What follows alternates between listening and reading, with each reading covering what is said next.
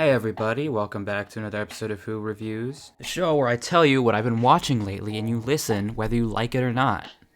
Just before we get started, movie news, everything everywhere all at once, won everything everywhere all at once at the Oscars, and I could not be happier about that.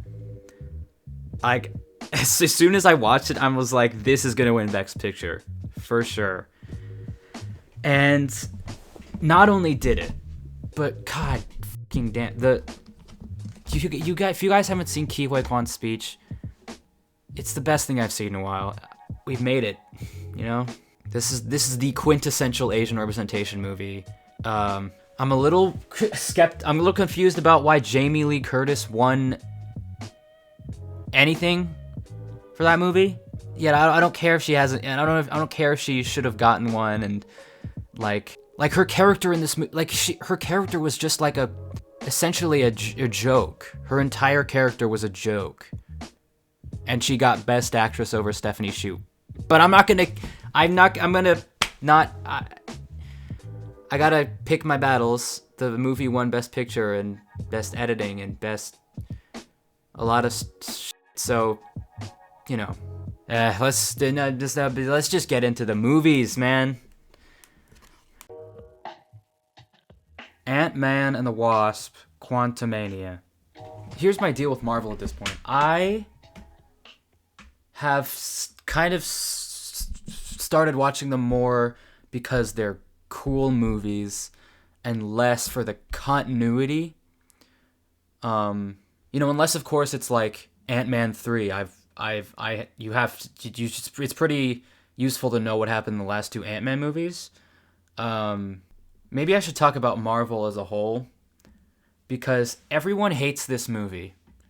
Everyone's saying, hold on. What are people saying about Ant-Man and the Wasp? Beginning to think the MCU is a money laundering front, because where's the budget going? This is one of the worst looking films I've ever seen, even by Marvel standards. Incompetent across the board, and at 30 films, it's inexcusable for the biggest franchise in the world to be churning out films this bad. They don't need to be highbrow dramas or anything, but they at least need to feel tactile and not just serve as a trailer for the nenext installment. Guardians of the Galaxy 3 is looking to be the last breath of life this franchise has left. 1 out of 10 from f***ing Ash. I'm wondering if we saw the same movie, because one, the graphics aren't that bad. Eternals was definitely worse. Two, well, what was incompetent? The actors? The actors were good.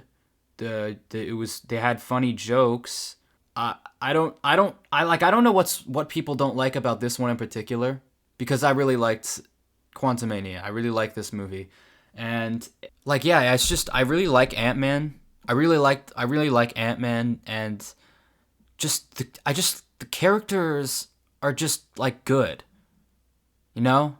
The leads are compelling. And then every time you think, wow, that's an awesome new world they introduced. There's no way they can keep introducing these new worlds. I feel like that's every Marvel movie at this point. Surprise, there's a secret underwater colony of underwater people. Surprise, there's these century-old beings who protect humans from space aliens. Surprise, there's a secret dimension of Chinese guardians defending the world from a giant dragon. Surprise, now it's surprise, there's a tiny dimension when you get really small. So, yeah. But I don't know, I think they're just really good at it, except for Eternals. But the Marvel is, what they're good at is just spectacle, you know? I'm invested in certain characters, Ant-Man being one of them. I was like, well, I'm gonna watch this. It's gonna be cool, and it was cool. I like how they're setting up the kind of a new generation of heroes in phase 4. Cassie is a new Ant-Man. There's the girl from Multiverse of Madness, America Chavez. Shuri, the new Black Panther, and the kid from Love and Thunder. There's a lot of new players here, and I think they're doing like I'm gonna. I just bottom line, I don't know why this one in particular is like so bad. Like, is hating the MCU just like a trend at this point? Because I really want someone to explain to me what they thought, what they think is like particularly bad. Like Ash said, they don't have to be great or anything. They are just superhero movies, but like maybe they're formulaic, sure. Maybe they're predictable, but like, come on, they're entertaining. Are they not? I mean, I guess people think they're not, but I don't know. 8 out of 10. I love the lore. I love the world. It's like if Strange World was good. Also, these movies just never stop being funny. Like the Baskin Robbins bit is still like it's so stupid. That's the thing. I love Marvel humor because it's just so.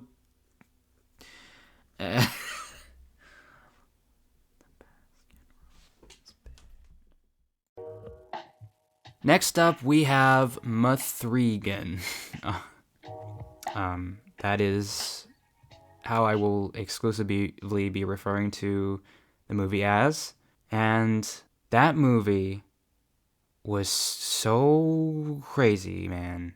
So you guys probably know that I'm not a horror fan, but there are certain movies like M3GAN that are scary, but not like just like trying too hard to be scary. Like, I don't know what's it. You guys know the kind of movie I'm talking about. I literally don't know any horror movies, but I need there to be a twist on it, because if it's just like a scary monster with that like gores people, not entertaining. So, and when I first saw the trailer for M3GAN, I was like, okay, creepy robot child murders people. Like the thing where like AI comes to life, tries to kill people. That's been done before. I was interested to see how they would spin this, and I wasn't disappointed. Fucking M3GAN, so scary, and no, that's not the right word. I don't think it's terrifying. Yeah, I feel like scary connotes something different than what M3GAN is, because scary is like they are crazy looking and they scream a lot, and like they're like, this robot child is like, how like when the scariest the most terrifying villains are calm and composed. Imagine that, but it's a child. It's a child's voice, and it's a robot. So the face doesn't change. It's just really good. It's so good. Okay? It's it's it's so it is terrifying. Okay? It's so scary. No, not scary. Terrifying. Whew. By the way, I know it came out in like January. I just got the chance to see it. Okay, shut up, be quiet. Don't say a word. There's like these little touches, like that part where she just starts like dancing right before she kills that guy in the elevator. That was like that was really something. I guess it just surprised me with how creative it was. Cause like most of the time, I'm like, okay, you're trying a little bit too hard to be scary. If it was like a person saying the same thing with like scary facial expressions, I don't think it would have been as scary. It's the concept of it being a robot who's like impossible to like kill or like stop. They do eventually stop her, spoiler, but like there's the one part where the lady tries to be like, Megan, turn off. And then Megan's like, no, hold on a second. I thought we were having a conversation. I'm like,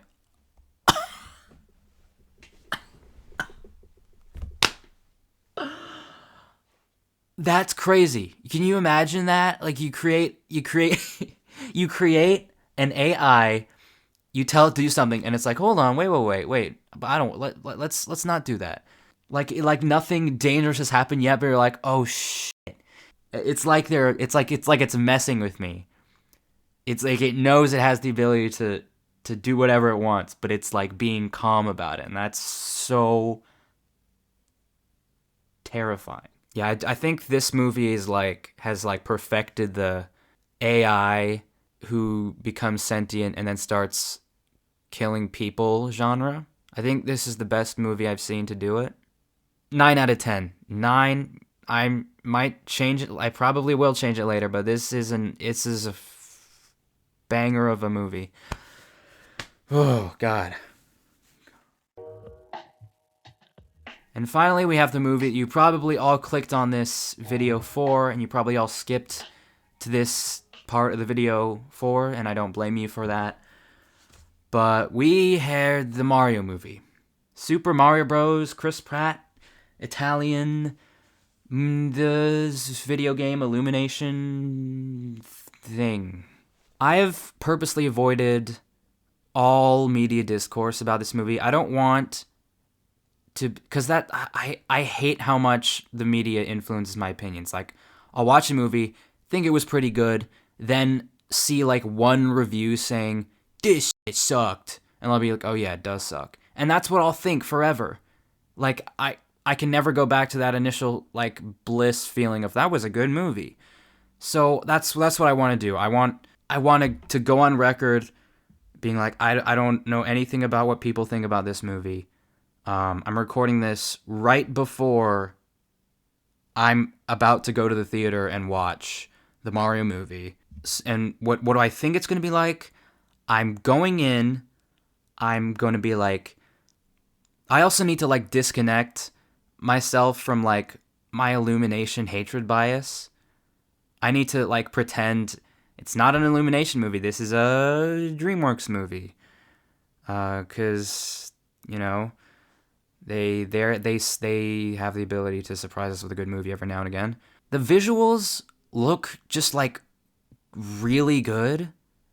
Like when I saw the first trailer, I did see that because I think that was unavoidable, and the visuals are like really good. I don't think it's gonna. I think it's gonna be hard to mess this up, as long as like they show us a bunch of fun Mario antics, and the villain does a good job of being a threatening villain, Bowser.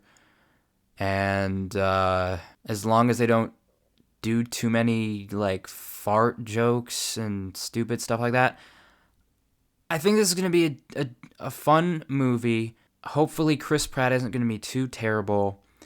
And I'll see you guys in a couple hours. So as it turns out, Chris Pratt was the least of my complaints. Where do I begin? Where do I start? This movie is in the same boat as like Raya and the Last Dragon, where it's very well animated. The world is just really fun and exciting. The scene, like the choreography of everything, it's like, ooh, that's exciting, that's cool, that's awesome. Look at that, they're driving on Rainbow Road. Look at that, they're just jumping around and stomping on the Koopas, and ooh, it's fun. But instead of instead of this movie having a bad like message for kids, it just like doesn't have one. This movie is just it has about as much like character development as the games do, you know, and they don't talk, and none of the characters speak in the games. So that tells you something. But don't let me give you the wrong impression. It's a very entertaining movie. But you know Illumination. They don't. Okay, forget about Illumination in general. We're not even gonna to open that can of worms. This movie is it draws from a source material that doesn't have characters. It has people that you control in the game, but like it's not a story-driven game. all you have to go off of is like the wahoo and it's a me, and that can only get you so far when you're making a character in a movie. It's a little bit of the same thing with Sonic, but like he had a TV show and they got like Jim Carrey, who's an infamous character actor, so he actually created a character from Eggman, even though, like, I mean, I've never really played the Sonic games, but my point is that the characters in the movie were there because they were in Mario. When you're making an original movie, when you're writing an original story for for anything, you don't just put in characters for no reason, or at least usually you don't. But when you put a character in, it's for a reason. But when you're doing this, it's like you're instead of going from the ground up, you're going from top down. You're like, we have these characters, we need to figure out what to do with them, right? And so they try to, like, there's some parts where they're like trying to give a backstory to Princess Peach and Donkey Kong and Mario and Luigi and Bowser, sort of, but not really. But then they don't go anywhere because the movie's about beating Bowser, just like the games are. And once they beat Bowser, there's like, sure, like their parents are proud of them now. But then it just like ends, and we don't see Peach again, and we don't see Donkey Kong after the climax, so they just kind of disappear. Nothing, like, what was the point of you telling us that, like, oh, Donkey Kong has father issues, if they weren't really going to go anywhere with that? Or why'd you tell us that Peach is the only human in the entire Mario world? And they address that. They're like, she came through the same way as Mario, so we're like, oh, maybe she's probably from Earth. Are they going to do something with that? Of course not. And don't get me wrong, I wasn't I wasn't expecting anything in the story department. I wasn't expecting anything super, like, even remotely nuanced. This is like Mario we're talking about, but if you want to get me invested in characters, they can't just be there because they're there. Otherwise, I'm just watching the game, but with voices. I don't know why I expected Donkey Kong to be anything more than he just smashes stuff. I don't know why I expected Peach to be anything more than like a girl boss. I don't know why I expected Bowser to be anything more than the big bad villain who's occasionally funny. Jack Black does have some funny lines. Am I disappointed? No, this is like exactly what I expected. They did a good job fleshing out the world, which is probably what Illumination is best at. Like I said, I was bracing for a lot of Minions style, just the most bottom of the barrel shock value humor, and I didn't get, surprisingly, I didn't really get any of that. The jokes, it was kind of funny. They did kind of spoil all of the best jokes in the trailer, though, which was kind of disappointing, but they were still there. There's some good visual gags too, like the visual gags, because when you're like thinking about the logistics of the game, like when Mario's going in the glass pipe, like everything, like how does he go around turns? He just slams into the side of the pipe. That kind of thing is fun, like the meta humor. Voice cast, I haven't talked about that yet. The voice actors, good. Chris Pratt could have been better. It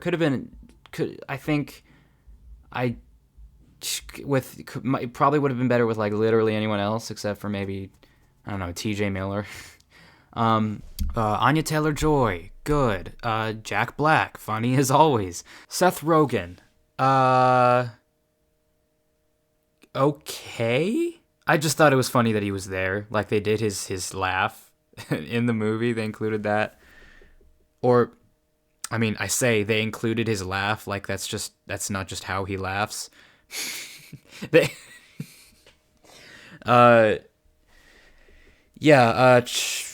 pretty much good all around the board, except there's nothing under the surface with this movie. It's just a fun time with the Mario characters and the Mario world and the power-ups and the go-karts and the Rainbow Road and